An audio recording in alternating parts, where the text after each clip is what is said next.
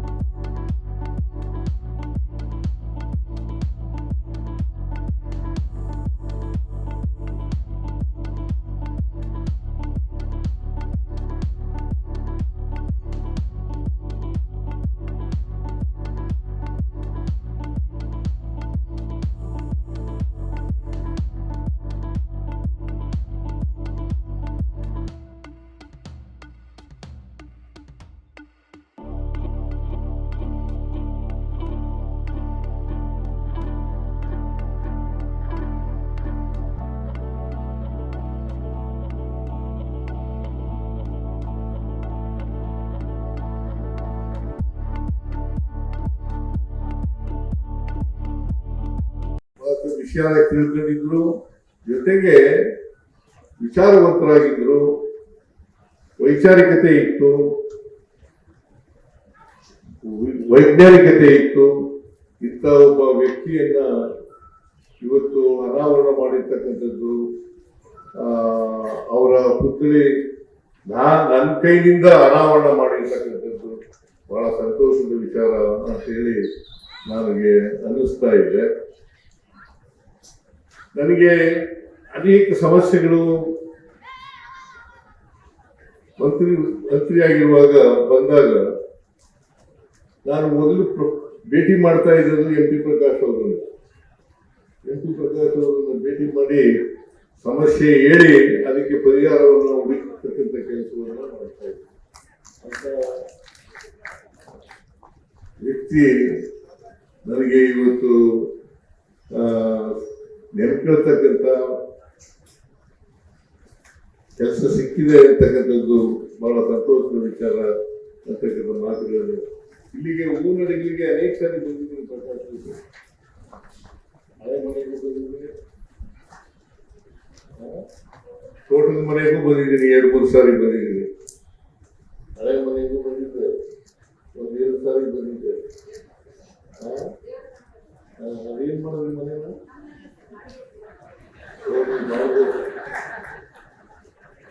ಆ ಹಳೆ ಮನೆ ಬಾಡಿಗೆ ಈ ಮನೆಗೂ ಬಂದಿದ್ದೆ, ಆಮೇಲೆ ತೋಟದ ಮನೆಗೂ ಬಂದಿದ್ದೆ. ಬಹಳ ಸಾರಿ ಪ್ರಕಾಶ್ ಮನೆಯವರಿಗೆ ಬೆಂಗಳೂರಿನಲ್ಲೂ ಊಟ ಮಾಡಿದ್ದೀನಿ, ಇಲ್ಲೂ ಊಟ ಮಾಡಿದ್ದೀನಿ. ಹಾಗಾಗಿ ಬಹಳ ಸ್ನೇಹಿತ ಅಷ್ಟೇ ಅಲ್ಲ, ಆತ್ಮೀಯ ಒಬ್ಬ ರಾಜಕಾರಣಿ ಅಂತಕ್ಕಂಥದ್ದು. ನಾನು ಯಾವಾಗ ಭೇಟಿ ಮಾಡಿದ್ರು ಕೂಡ ಸಮಕಾಲೀನ ರಾಜಕಾರಣವನ್ನು ಚರ್ಚೆ ಮಾಡೋದು, ಜೊತೆಗೆ ಮುಂದೆ ಏನಾಗಬೇಕು ಸಮಾಜ, ನಮ್ಮ ಕಾರ್ಯಕ್ರಮಗಳು ಹೇಗಿರ್ಬೇಕು ಅನ್ನೋದ್ರ ಬಗ್ಗೆ ಚರ್ಚೆ ಮಾಡ್ತಕ್ಕಂಥ ಮಾತುಗಳನ್ನ ಹೇಳಲಿಕ್ಕೆ ಬಯಸ್ತಾ ಇದ್ದಾರೆ. ಒಂದು ರೀತಿ ಅವ್ರಿಗೆ ನನಗೆ ಅವರು ಮಾರ್ಗದರ್ಶಕರಾಗಿದ್ರು ಅಂತಕ್ಕಂಥ ಮಾತುಗಳನ್ನು ಹೇಳಿದ್ರೆ ಅದು ಅತಿಶಯೋಕ್ತಿ ಆಗಲಾರದು ಅಂತಕ್ಕಂಥದ್ದು ನನ್ನ ಭಾವನೆ.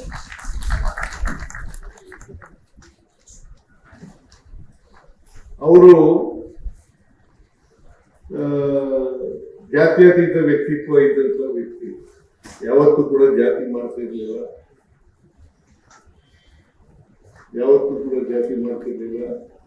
ಒಂದು ವೇಳೆ ಜಾತಿ ಮಾಡಿದ್ರೆ ಅವರು ರಾಜಕೀಯವಾಗಿ ಮೇಲೆ ಎತ್ತಕ್ಕೆ ಹೋಗ್ತಕ್ಕಂಥ ಸಾಧ್ಯತೆ ಇತ್ತು ಇವತ್ತಿನ ಪರಿಸ್ಥಿತಿಯಲ್ಲಿ.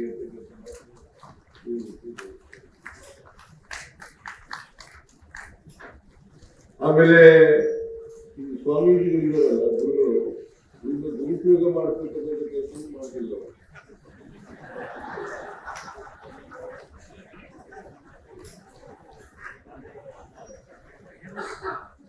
ಒಂದು ವೇಳೆ ಜಾತಿ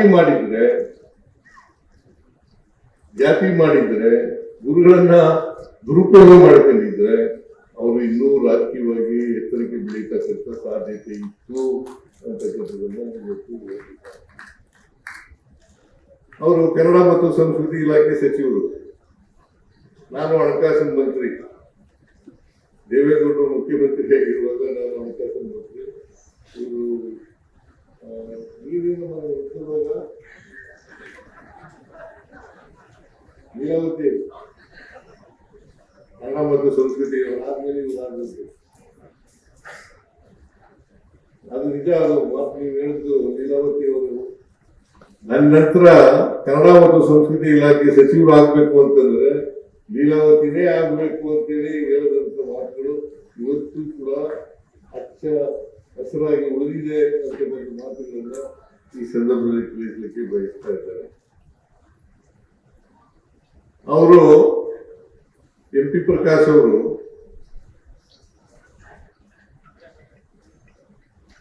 ಈ ರಾಜಕಾರಣದ ವ್ಯವಸ್ಥೆಯಲ್ಲಿ, ಇವತ್ತಿನ ರಾಜಕಾರಣದ ವ್ಯವಸ್ಥೆಯಲ್ಲಿ ಉಳಿಸಿದ್ದದ್ದೇ ಬಹಳ ಕಷ್ಟ ಕೆಲಸ. ಯಾಕೆಂತಂದ್ರೆ ಪ್ರಾಮಾಣಿಕವಾಗಿದ್ರು. ಆ ಪ್ರಾಮಾಣಿಕತೆ ರಾಜಕಾರಣದಲ್ಲಿ ಇರ್ಲಿಕ್ಕೆ ಸಾಧ್ಯನೇ ಇಲ್ಲ. ಅಂತ ಪರಿಸ್ಥಿತಿ ನಿರ್ಮಾಣ ಆಗಿದೆ. ಅಂತವರು ಇವತ್ತು ನಮ್ಮಿಂದ ಕರ್ನಾಟಕ ಒಬ್ಬ ಒಳ್ಳೆ ರಾಜಕಾರಣಿಯನ್ನ, ಮುತ್ಸದ್ದಿ ರಾಜಕಾರಣಿಯನ್ನ ಕಳ್ಕೊಂಡಿದೆ ಅಂತಕ್ಕಂಥ ಮಾತುಗಳನ್ನ ಈ ಸಂದರ್ಭದಲ್ಲಿ ಹೇಳಲಿಕ್ಕೆ ಬಯಸ್ತಾ ಇದ್ದಾರೆ. ಅವರು, ನಾನು ಅವರ ಜೊತೆಗೆ ಬಂದರೂ ಕೂಡ ಅವರಷ್ಟು ಬುದ್ಧಿವಂತ ನಾನು ಆಗಿರ್ಲಿಲ್ಲ ರಾಜಕಾರಣದಲ್ಲಿ.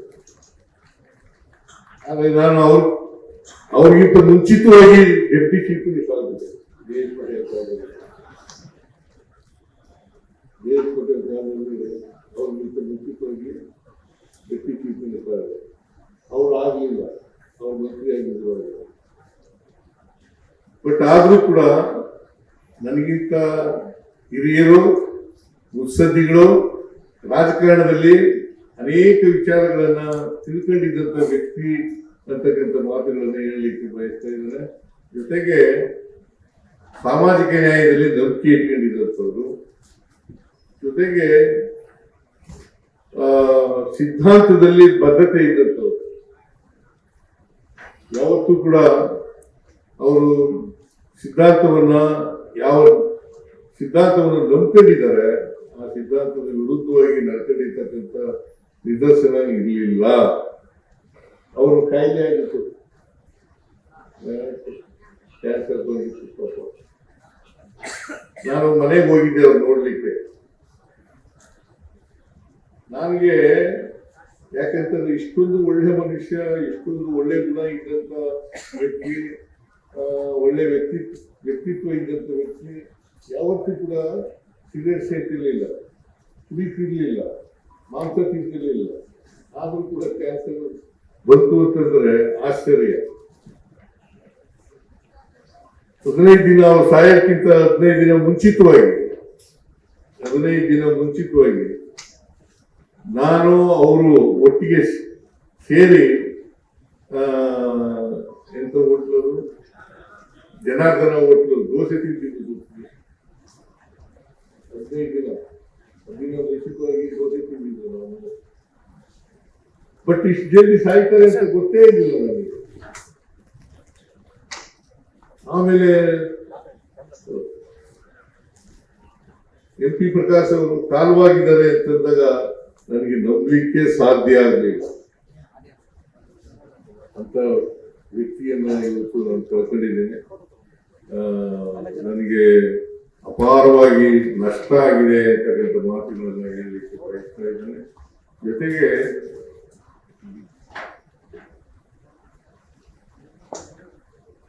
ನಾನು ದೇವೇಗೌಡರು, ನಾನು, ಸಿಂಧಿಯರವರು, ಇಬ್ರಾಹಿಂ ಅವರು, ನಾವು 4 ಜನ ಸಂತೋಷದಿಂದ ಲೋಕಾರ್ಪಣೆ ಮಾಡಿದ್ದೇನೆ ಅಂತಕ್ಕಂಥ ಮಾತುಗಳನ್ನ ಹೇಳಿ ನನ್ನ ಮಾತುಗಳನ್ನು ಮುಗಿಸ್ತೇನೆ. ಸಮಗ್ರ ಸುದ್ದಿಗಳಿಗಾಗಿ ತಪ್ಪದೆ ನೋಡಿ ಕನ್ನಡ ನಾಡು ವಾಹಿನಿ. ಸಬ್ಸ್ಕ್ರೈಬ್ ಮಾಡಿಕೊಳ್ಳಲು ಕೂಡಲೇ ಪಕ್ಕದಲ್ಲಿ ಕಾಣುವ ಬೆಲ್ ಐಕಾನ್ ಕ್ಲಿಕ್ ಮಾಡಿ ನೋಟಿಫಿಕೇಶನ್ ಪಡೆಯಿರಿ.